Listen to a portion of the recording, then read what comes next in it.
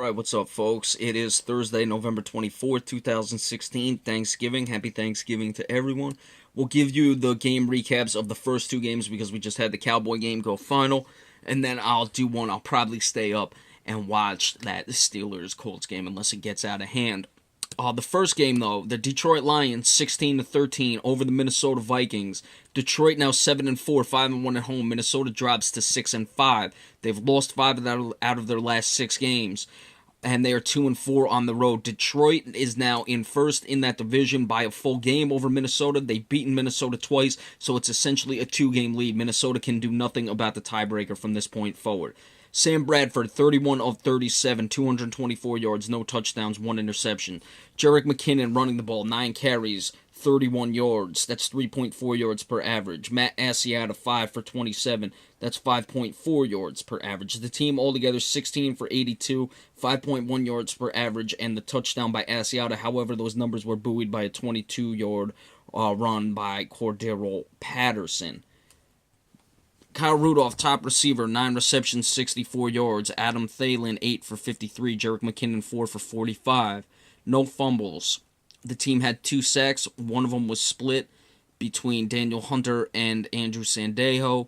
Anthony Barr had the other one. Barr is a good player. Cordero Patterson, a 20-yard return, so nothing there. Kai Forbath, 2 for 2 in his field goals. For the Detroit Lions, Matthew Stafford, 23 of 40, 232 yards, 1 touchdown, no interceptions. Theo Riddick, 9 for 45, running the ball 5 yards per rush. Matt Stafford, 4 for 30, 7.5 yards per rush. Stafford had 2 big first downs running the ball, 19 for 94 total, 4.9 yards per rush. Golden Tate, top receiver, 5 for 77. Anquan Bolden, 7 for 69. He had the touchdown. Marvin Jones, 4 for 54. No fumbles, no sacks. Darius Slay had an interception. It sealed the game. Well, didn't seal it, but set the Lions up for the game-winning field goal. Matt Prater, 3 for 3, including the game winner. So, Detroit, their defense, they were talking about it during the game. I've been noticing it during the season, but I can claim I was late to the party in this one because I didn't come on and do the video right away, but I have noticed Darius Slay's play very good in this one. Minnesota, the running game continues to kill them. That's something they've got to look for, and Minnesota's going to have to rally right now to be able to get into the playoffs. Remember, they're going to play the Cowboys on Thursday next week. That becomes a huge game for them. They need the wins much more than Dallas would need it at that point, but we'll get into that when we do the game preview coming up. But really, Minnesota, the running game not coming along as good as their defense can be, trying to hang in there. They're being on the field at times too much, especially when you're not able to run the ball on the other side. Your offense can only do so much through the air, controlling the clock, and that was the problem in this one, and obviously the turnover late. So hats off to the Detroit Lions. They're playing very well.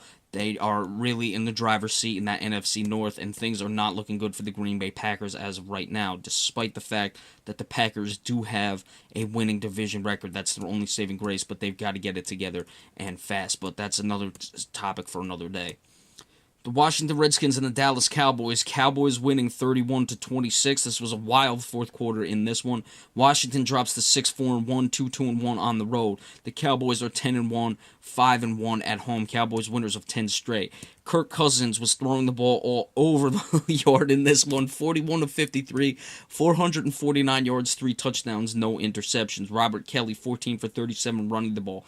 Chris Thompson, 4 for 17, 4.3 yards per rush. Altogether, 19 of 56, 2.9 yards per rush. Of course, those numbers were inflated high in the pass and low in the run because the Cowboys were carrying a fourth quarter lead, usually of 2 touchdowns twice. So there was a lot of throwing that Kirk Cousins had to do later on that game, but I'm not taking anything away from him because he was going up and down the field even before that. I'm just saying his numbers are even especially inflated because of that, but it's not that, those were the only reason he had high numbers. He was really gashing the Cowboys secondary.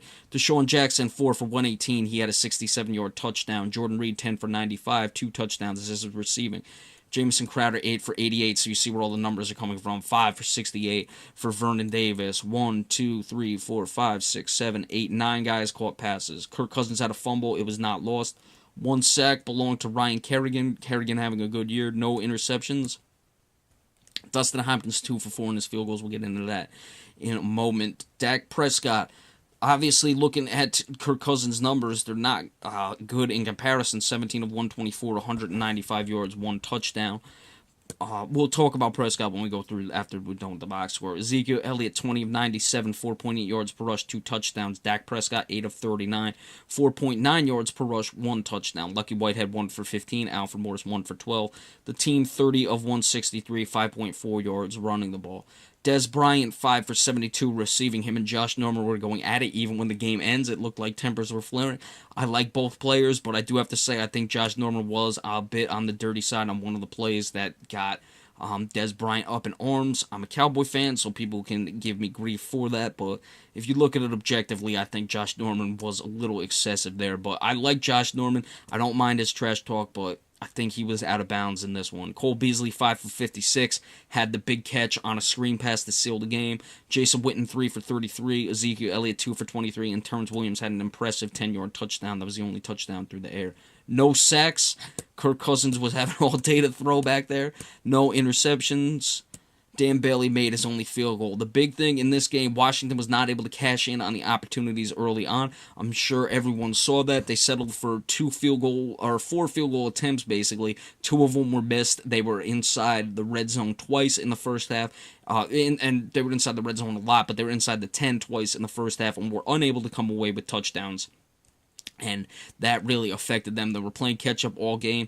They put some pressure on the Cowboys, but when the Cowboys had to go down the field and get touchdowns and get another first down, as they had to do at the end of the game 3 times, they had to twice get touchdowns and again get the first down to seal the game. They did so. Dak Prescott was making a lot of nice, delicate passes. You know, I don't even want to call this guy out because I don't ever want to pay him mind, but I heard, you know, and anyone in the New Jersey area watching this would know who Mike Francesa is. He's a real jerk off, and just being honest with it, I heard him talking about a couple weeks ago, Dak Prescott can't throw in the pocket, Dak Prescott can't throw in the pocket. I mean, Dak Prescott is throwing in the pocket, folks. Whether you like the Cowboys, don't like the Cowboys, whatever, you think he's going to come crashing back down to earth, fine. But don't tell me that this guy is simply a running quarterback who can't throw. I mean, he was making delicate passes in this one. You know, what was the line in I Am Legend? He calls the Crippen virus elegant, I think. Not delicate, but these were certainly nice passes he was making. So fuck off, Mike Francesa. He's a douchebag. It's just a sidebar there. Time of possession. Washington won the time of possession in this game. You don't often see that. That's why I'm surprised Washington had the trouble. Really, it came down to not cashing in. But remember also, the Cowboys, that's a style of defense they play late in games, especially when they have the lead. They're going to say, go ahead, get your 5, 10, 8 yards down the field, and we'll come up and tackle you and run the clock out that way. So that skewed the numbers just a bit. But Washington was good in this game. It was really the opportunities at the beginning.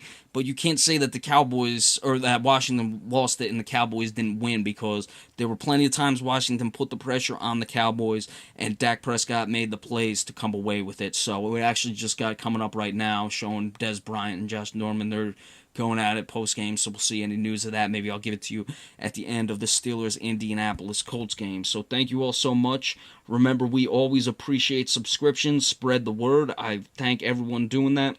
I'm trying to get as many views as possible and spread the word. Trying to do a good job for you all here. And remember to have a happy Thanksgiving. We'll see you next time. Thank you.